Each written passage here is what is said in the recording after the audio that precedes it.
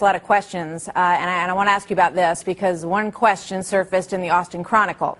And that question was in the form of an ad that is said to be from a Ron Paul supporter. And the question is, have you ever had sex with Governor Rick Perry? And it goes on to say, are you a stripper, an escort, or just a young hottie impressed by an arrogant, entitled governor of Texas? What's your response? What's your campaign's response to this coming from one of your supporters?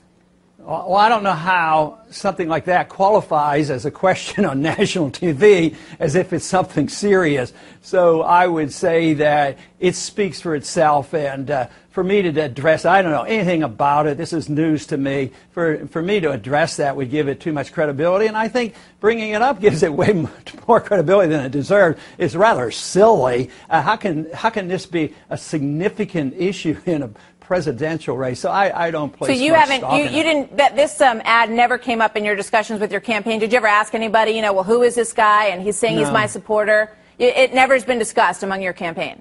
No, insignificant, silly things. We don't waste a whole lot of time on things like that. What do you make of the sort of back and forth between the Perry folks and the Bush folks in your home state of Texas?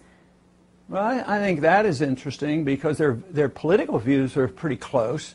So I didn't know a whole lot about that. I don't get into the intrigue of personalities. So I think it has political significance, but I don't know much about that. I didn't know that actually was going on. Well, so in terms of this ad, and I know you think it's no big deal, but before I let you go, would you encourage this person to stop saying that he's one of your supporters as he run, in the framework of running this ad?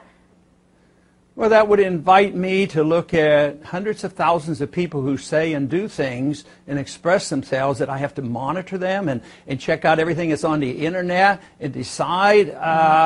No, my first impression would be, why pay attention to it? Why give it credibility? So, no, I'm not going to engage myself in that, because I would be worrying about those kind of things, because there's a lot of things going on like that in a lot of campaigns. So I can make comments. I could study that ad and